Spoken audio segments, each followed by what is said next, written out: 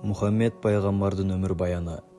Китепти окуп, аудиолоштурган Шакиров Эрганат. Азирети пайгамбарыбыздын Заид бин Харисти азат кылып, асырап алышы. Бани Каин жортуучулары бир баскынчылыкта 8 жаштагы Заид бин Харисти качырып, Указ ярманкесине кул катары сатыкка коюшкан эле. Азирети Хадича эжесине тартуу кылуу үчүн Хаким бин Хизам аны 400 дирхамга сатып алат. Азирети Мухаммед саллаллаху алейхи вассалам Заидти көрөөрү менен, ушул кул меники болгондо аны сөзсүз азаттыкка чыгарар элем, дейт. Анын мындай тилегин орундаткысы келген Азирети Хадича марттык кылат. Тилегиң орундалсын, ал сеники болсун. Азирети пайгамбарыбыз аны дароо азат кылат. Уулунан айрылгандан бери ата байкушу зарлап, кайгы муңга батат.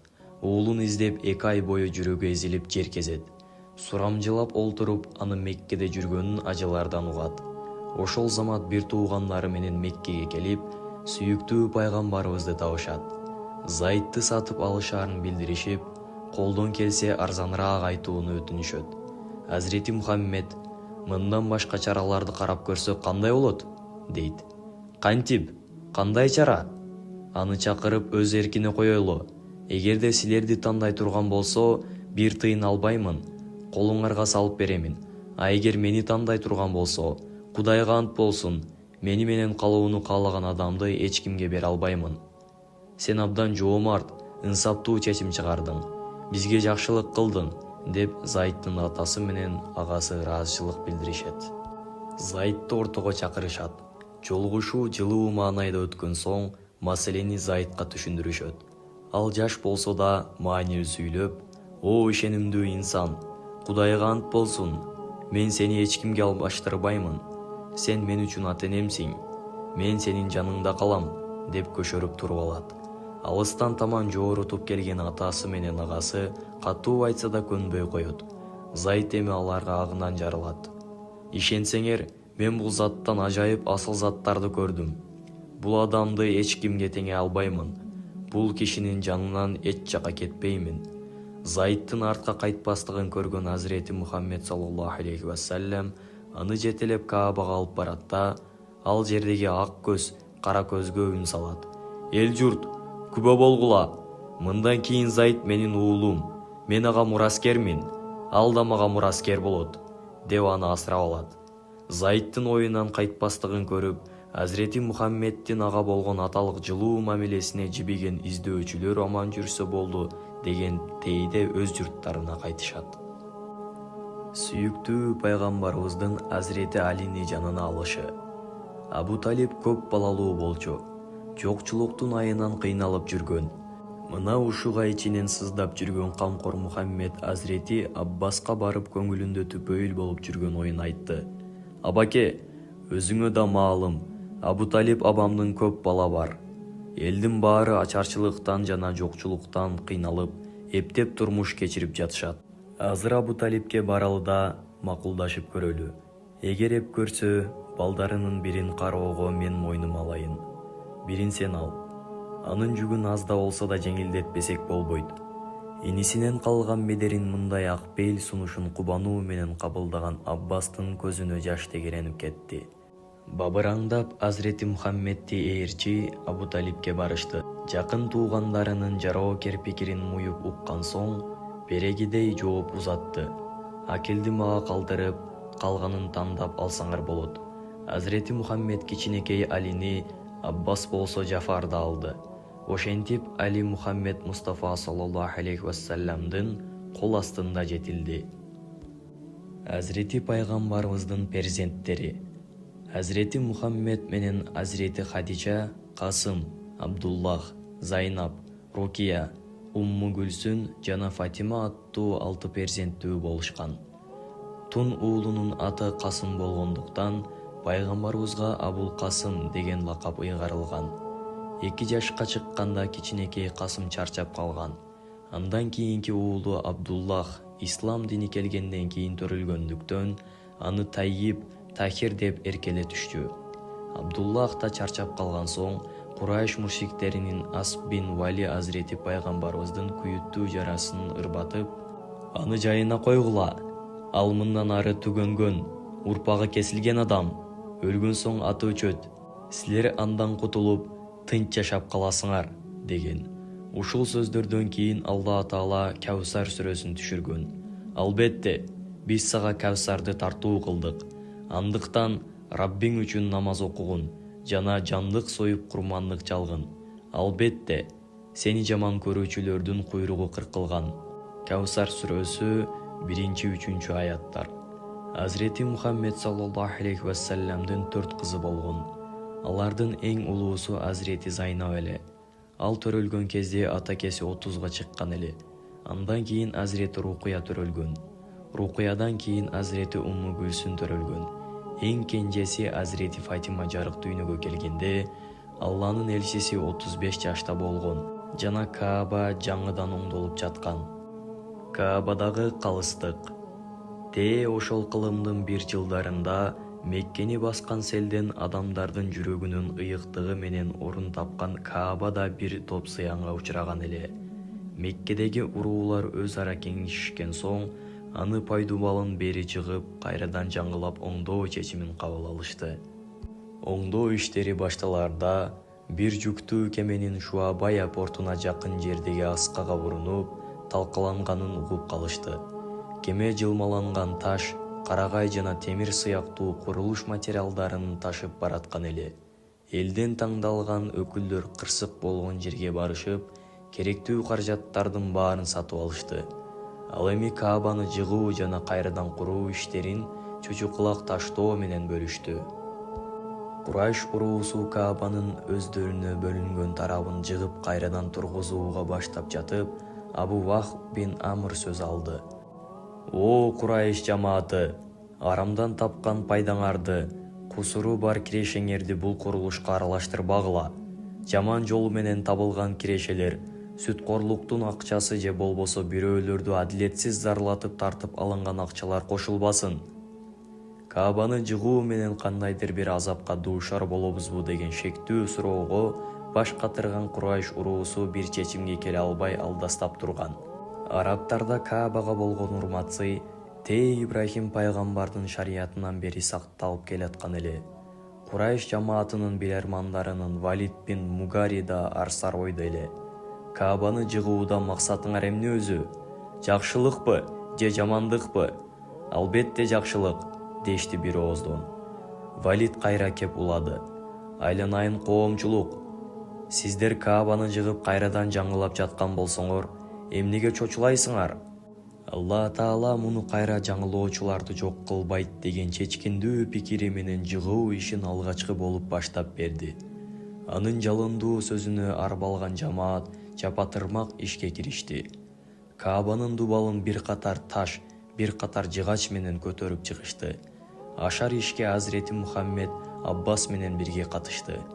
Жаңылоо иши аягына чыгып, кезек Хажарул Асвадты өз ордуна коюуга келгенде, ар бир топ бул ыйык вазифаны жеке өзү аткаргысы келгендиктен, уруулардын арасында чоң талаш чыкты. Сен мен болуп олтуруп, жакалашууга чейин барышты. Маселе татаалдашып, кызганыч артып, өчөшүүгө жетти. Дагы жүрүп олтурса, иштин аягы кан төгүүгө жеткидей абалга келди. Абдуррадан тарагандар канга толтурулган чанашты алып келишти да, өлгөнгө чейин мушташуу үчүн Ади бин Каабдын балдары менен антташа кетишти. Мушташууга даярданып жатып, анттарын бекемдеп алуу үчүн кан толтурулган чаначка колдорун батырып алышты. Ага да батына албай 4-5 күн бою тирешүү жүрүп жатты. Акырында Курайш уруусунун эң улуу аксакалы талашты жөнгө салууну көздөп, ордудан турду да сөз алды. Айланайын коомчулук, биз жакшылыкты гана каалайбыз, жамандыкты эмес. Бул ыйык иш үчүн бири-бириңерге кызганып, кек сактаганыңар туура эмес. Таштагыла талашты. Канча убакыттан бери ушул маселени чече албай жатабыз. Андай болсо азыр ушул харамдын эшигинен эң алгач ким кире турган болсо, ошол кишини калыс деп табабыз да, өкүмүнө ыраазы бололу, деп колу менен харам мечитинин Бани Шайба каалгасын көрсөттү. Аксакалдын пикирине көпчүлүк муюн сунуп, ортолук тынчып калган кезде, Харам мечитинин эшигинен Азирети Мухаммед саллаллаху алейхи вассаламдын карааны көрүндү. Аны көргөндө ачуулуу жүздөрү жылмаюу каптады. Өзүнүн чынчылдыгы, ишенимдүүлүгү менен көпчүлүктүн көңүлүнөн түнөк тапкан татыктуу инсандын келиши баарына жагып турду. Асыресе ошол мезгилде Курайш уруусунун арасында анын кадыры баркы арктандап артып бараткан. Ким бирөө төө сое турган болсо, Азирети Мухаммедти издеп жүрүп таап келишчү. Ал келген соң иши бизден береке табалы деп анын батасын алышчу. Мына ошондуктан аны көргөн Курайш уруусу: "Мына чынчыл инсандын өзү келди. Анын калыс болушуна баарыбыз ыраазыбыз" деп көңүлдөрү жайлана түштү. Маселе түйшүктүү болгон соң, Азирети Мухаммед ар топтон бирден адам чыгарды. Чепкенин чечип жерге жайды. Тандалган кишилер пайгамбардын ишараты менен Хажарул Асвадты чепкендин үстүнө койду да, ар бири бир учунан көтөрүп ордуна алып барышты. Ташты ордуна Мухаммед алейхиссалам өз колдору менен койду. Ошентип уруулардын ортосунда улам кызып бараткан тирешүүнү жана тутанышына аз калган чатакты токтотуп калды. Каабадагы анын ушундай кыраакылыгы, теңдешсиз ахлактуулугу жана ушул сыяктуу улуг касиеттери келечекте пайгамбарлардын султаны болоорун жашаан эле. Меккеде туулуп өскөн Мухаммед Мустафанын пайгамбар болоору али билине элек болчу. Бирок таухиддин таалайлуу жолунан адашпаган өзгөчө пенделер акыр заман пайгамбардын чыгармалынын жакындаганын сезип турушкан. Маселен, Кус бин Саида ошондой окумал адамдардан эле. Хира үңкүрүндөгү обочолонуу. Пайгамбарлык милдет жакындаган сайын Азирети Мухаммед саллаллаху алейхи вассалам жалгыздыкты каалап, ой дайрасынын түпкүрүнө сүңгүп кетип жатты. Кээде Мекке шаарынан алыстап, ээн жана тынч жерлерде жүрө турган болду. Ушинтип жер кезип жүргөндө жолунан чыккан ташы да, дарыгы да "Ассаламу алейка я Расулуллах" деп салам берип жатты. Чочулаган тейде айласына көз жүгүрткөнү менен таштардан жана дарактардан башка эч нерсени көрө алчу эмес. Алланын элчиси мындай деген: "Мен Меккеде бир ташты билем. Пайгамбар боло электе мага арубак салам берер эле. Анын ордун азырда билемин." Ушул оңдуу окуялардан улам Азирети Али буларды билдирген. Азирети пайгамбарыбыз менен Меккеде элем. Меккенин айрым жерлерине чогуу барчубуз. Тоо таштардын, бак дарактардын арасында жүрдүк. Жолубуздан чыккан тоо таш, бак дарактын баары Алланын элчисине "Ассаламу алейкум я Расулуллах" деп салам берип жатты. Рамазан айы кирип келгенде Азирети Мухаммед саллаллаху алейхи вассалам бир ай бою Хира үңкүрүнө оолактап кетчү эле. Бул мезгилдерде кандайдыр бир маселе менен келген кулунда жокторду, кембагалдарды жана карыптарды тойгузуп, муктаждыктарын камсыздайт эле. Үңкүрүндө талыкпай ибадат кылчу. Кайтканда туура Каабага барып сыйынып, анан үйүнө барчу. Коомдун бутпарастыгын көрүп, зээни кейүүчү. Аларга аралашпай тынч жайга ыктаганы ошондон эле. Жаратканды талыкпай зикир кылар эле. Үңкүрдө, дала түздө жалгыз жүргөн мезгилинде бабасы Ибрахим пайгамбар сымал асман жердин шаан шөкөтүнө өкүм өлүмүнө терең ой жүгүртүү жана Каабаны талбай кароо аркылуу ибадат кылчу. Бул жерде эскерте кете турган нерсе, адамдардан, эл журттардан безип, тоолорду же үңкүрлөрдү байырлоо туура эмес. Мындай жүрүш Азирети пайгамбардын жана сахабаларынын тажрыйбасына каршы келет. Алланын элчиси саллаллаху алейхи вассалам эл аралап, алардын мүшкүлүнө кол кабыш кылган мусулман, журттан алыстап, элдин мүшкүлүнө аралашпаган мусулмандан дагы кайырлуу деген насаатын айткан. Кой кайтарганы, Фижар урушуна жана Хилфул Фудулга катышканы, соодагерчилик кылганы, Каабанын кайрадан курулушуна иштегени сыяктуу көптөгөн иш-аракеттери анын пайгамбарлыктан мурда эле элдин арасында жүрүп, турмушка күйүп бышканынан кабар берет. Ал коомчулуктагы жалаң жакшы иштерге жигердүү катышып, жексур иштерине жологон эмес. Экинчи бөлүмдүн темалары. Пайгамбарлык вазифанын берилүүсү. Мекке доору. Пайгамбарлыктын алгачкы 3 жылы. Пайгамбарлыктын 4-чү жылы. Пайгамбарлыктын 5-чи жылы. Пайгамбарлыктын 6-чы жылы. Пайгамбарлык вазифанын берилүүсү. Мекке доору. Пайгамбарлыктын алгачкы 3 жылы. Вахийдин башталышы. Чындык түштөр. Азирети Мухаммед саллаллаху алейхи вассалам жаштык куракты, пакиза, үлгүлүү жашады. Андан соң үй бүлөлүк турмушунда алгылыктуу жетишкендиктерди жаратып олтуруп, 40-40 келгенде пайгамбарлык жүктү аркалады. 40 жашка али 6 ай бар эле. Жараткан Алла Таала Меккедеги Хира өңкүрүн ага рухий мектеп кылып ачып берди. Алланын таалими Хирада китепсиз, дептерсиз жана калемсиз өттү. Берекелүү дарсканада түбөлүк сырдын маңыздуу сабактарын окуду. Вахийлерге даярдык көрдү. Бул даярдыктын алгачкы 6 айы кадимкидей эле чындык түштөр, түш көрүү менен өттү. Алланын элчиси саллаллаху алейхи вассалам түшүндө эмнени көргөн болсо, алардын баары өңүндө да ошондой чындыкка айланып жатты. Азирети Айша энебиз мындай деген: улуу пайгамбарыбызга келген вахий уктаганда чындык түш болуу менен башталган экен. Уктагандагы көргөн түшү өңүндө дал өзүндөй жүзөгө ашкан. Пайгамбарлык негизинен ары оор, ары түйшүктүү жоопкерчилик болгондуктан, ага көнүгүүсү жана даярдануусу үчүн Жабраил периште башында Азирети Мухаммед саллаллаху алейхи вассаламдын түшүнө кирип жүргөн. Алкама бин Кайыстын маалыматына таянсак, пайгамбарларга жиберилген кабарлар жана буйруктар оболу түш аркылуу билдирилип, андан соң вахий түрүндө түшүрүлгөн. Алардын жүрөктөрүн, аң сезимдерин чоң вахийлерге көнүктүрүү үчүн Алла Таала садык түштөрдү тартуу кылган. Түш көрүү мына ушул себептен пайгамбарлардын вахийди алуу жолдорун алгачкы баскычтарынан болуп саналат. Буга Азирети Ибрахимдин төмөнкү сөзү мисал: каралдым, түшүмдө сени мууздап салганымды көрдүм. Эмне дейсиң? Бир ойлонуп көр. Саафат сүрөсү 102-аят. Алгачкы вахий жана анын үзгүлтүккө учурашы. Азирети Мухаммеддин жашы 40-ка келип, рухий жетилүүгө багытталган 6 айлык камылга мезгили да аягына чыгып калган эле. Куттуу Рамазан айынын 17-чи күнү, адаттагыдай эле Хира өңкүрүндө отурган. Аңгыча Жабраил алейхиссалам келип, Азирети Мухаммедке буйрук берди. Оку, мен окуганды билбеймин, деди кетенчиктей. Периште ушул эле буйрукту 3 жолу кайталап, 3 жолу тең «мен окуганды билбеймин» деген жоопту алды.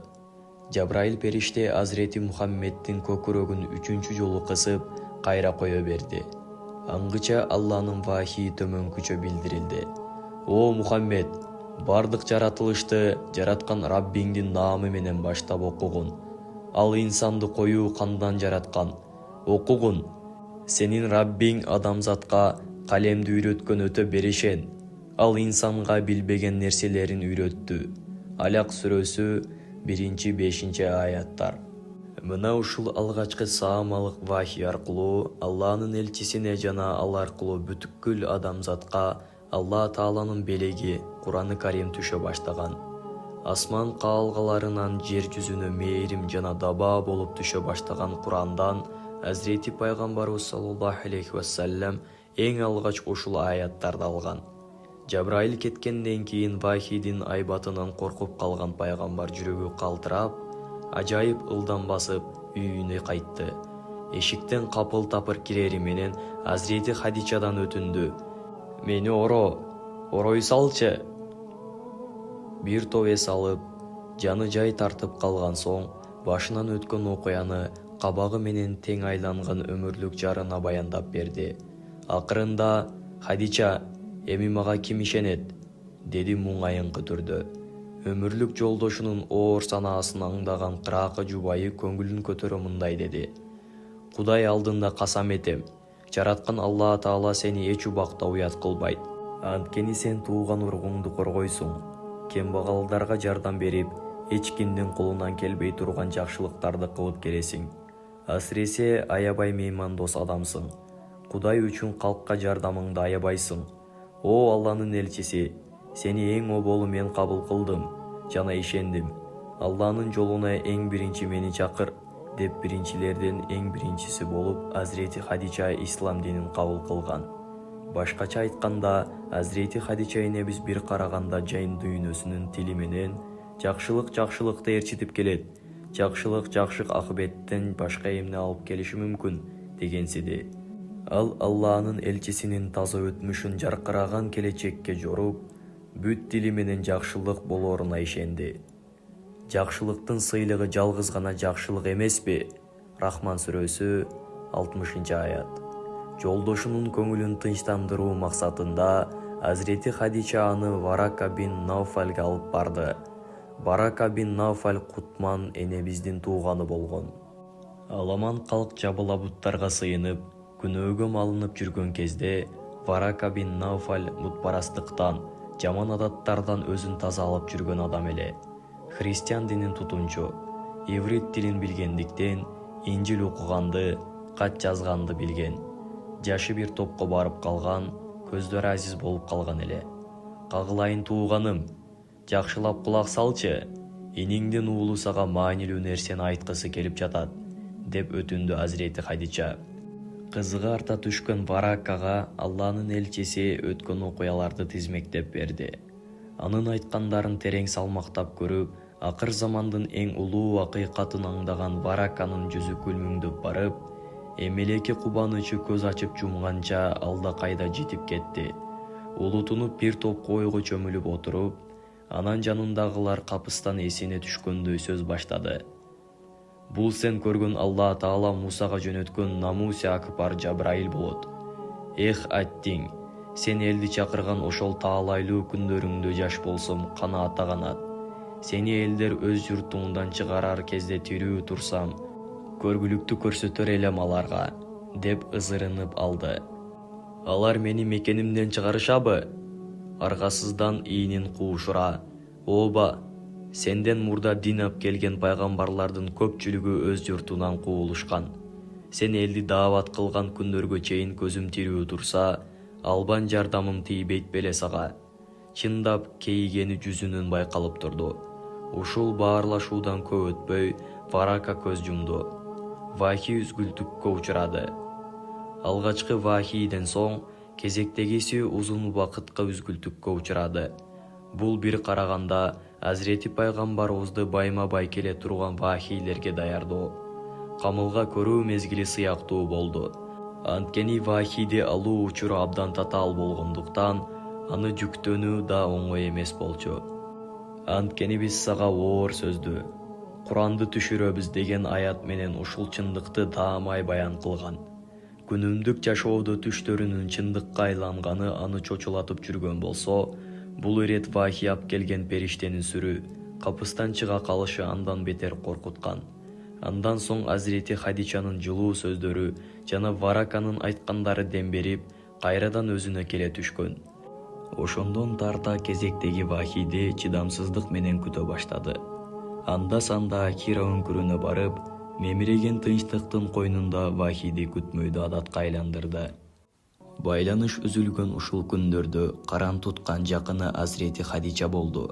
Азирети пайгамбарыбыз ошол себептен анын руханий жылуулугун, аярлыгын, кыраакылыгын абдан баалаган. Жубайынын көзү өтсө да көп эскерер эле. Курмандык чалганда ар дайым Азирети Хадичанын туугандарына эт бөлүп, жеткирип берер эле. Анын жаркын элеси Азирети пайгамбарыбыздын көкүрөгүндө унутулгус эскерүүгө айланып кала берген. Азирети пайгамбарыбыздын сабатсыз, умми болушу жана аялуу сырлары. Умми сөзү энеден төрөлгөндөй аруу, пакиза, окууну жазууну билбеген эч бирөөдөн сабак албаган, Меккеге таандык, иуди же христиан эмес, араб эли деген маанилерди туюнтат. Алланын элчиси саллаллаху алейхи вассалам сабатсыз болгон. Тактап айтканда, окуганды да, жазганды да билген эмес. Алар алдыларындагы Тооратта жана Инжилде жазылганды табышып, сабатсыз пайгамбарды ээрчишет. Араф сүрөсү 157-аят. Арабтардын дээрлик көпчүлүгү кат сабатта таанышкан эмес. Шаан шөкөттүү маданияттан алыс жашашкан. Жараткан Алла ошол арабтардын өз арасынан түпкү пакизалыгы бузулбаган, жүрөгү бузулбаган, нукур адамгерчиликти өз бойнуна сиңирген бир пайгамбарды жөнөткөн. Сабатсыздарга өз араларынан Алланын аяттарын үйрөткөн, аларды тарбиялаган, китепти жана даанышмандыкты үйрөткөн пайгамбарды Аллах жөнөткөн. Шек күмөнсүз мурдалары алар ачык эле адашып жүрүшкөн. Жума сүрөсү 2-аят. Уммийлик деген сөз жалпы адамдар үчүн билимсиздик, өңдүү, кемчиликти түшүндүргөн сыпат болгон болсо, Алланын элчиси үчүн тескерисинче кемелине келгендикти жана бийиктикти түшүндүрөт. Сабатсыз болуп туруп дүйнөлүк илимий ишмерлерди, окумуштууларды, алкар жазуучуларды жана далай көсөм билермандарды таң калтырган артыкчалыгы анын Кудай Таала түздөн түз жөнөткөн пайгамбар экендигин тастыктаган таасын далил. Сен Куран түшүрүлгөнгө чейин бир да китеп окуган эмес элең жана өз колуң менен кат да жазган эмессиң. Болбосо бузуку кишилер албетте күмөнгө түшкөн болушар эле. Анкабут сүрөсү 48-аят. Кудай Таала вахий менен колдобосо, сабатсыз адамдын тек гана жүрөк туюму менен жаамы адам пенденин жана жиндерди алсыраткан мужизаны Куранда ойлоп табуусу, фараондун, Муса пайгамбардын энесинин окуясы, Юсуп пайгамбардын баяны сыяктуу тарыхый акыйкаттарды билиши мүмкүн эмес. Вахийдин кайрадан башталышы. Вахий 6 айлык мезгилге үзгүлтүккө учураган. Кайра башталуусун төмөнкүчө маалымдаган. Күндөрдүн биринде жолдо баратып, көк тараптан келген бир башкача үндү уктум. Башымды көтөрсөм, Хирада мага келген периште жер менен асмандын ортосунда бир орундукта отурган экен. Абдан коркуп үйүмө кайттым да, үйгө келип, мени чулгагыла дедим. Мен чүмкөнүп олтурганымда Жабраил келди. Алла Таала анын ортомчулугу менен: "О, кийимине чүмкөнүп алган адам тургун да, инсандарга акырет азабын эскерткин. Жалгыз Раббиңди даңазалагын. Кийимдериңди таза туткун. Жаман нерселерден узак болгун" деген аяттарды билдирди. Вахий ошондон тарта эч токтободу. Муддасир сүрөсү түшүрүлөрү менен Алланын элчиси эс алуу үчүн жаткан жеринен ыргып турду. Өмүрлүк жолдошунун көңүлүндө олуттуу көйгөй бар экенин баамдай койгон кыргак эне: "Эмне үчүн эс албастан туруп алдыңыз?" деди. Алланын элчиси чечкиндүү айтты: "Болду эми, эс ала турган убакыт өттү" деп жаңы келген вахийди билдирди. Ошол алгачкы вахий келген учурларда Жабраил периште Азирети пайгамбарыбызга даарат алууну жана намаз окууну үйрөткөн. Жараткан Алла сүйүктүү пайгамбарын ага жага турган ибадат менен сүйүндүргөн. Азирети Мухаммед саллаллаху алейхи вассалам сүйүнүчү койнуна батпай үйүнө кайткан. Эшиктен кирери менен жараткандын улуу сыйлыгын аялына сүйүнчүлөп, даарат алууну жана намаз окууну ага да үйрөткөн.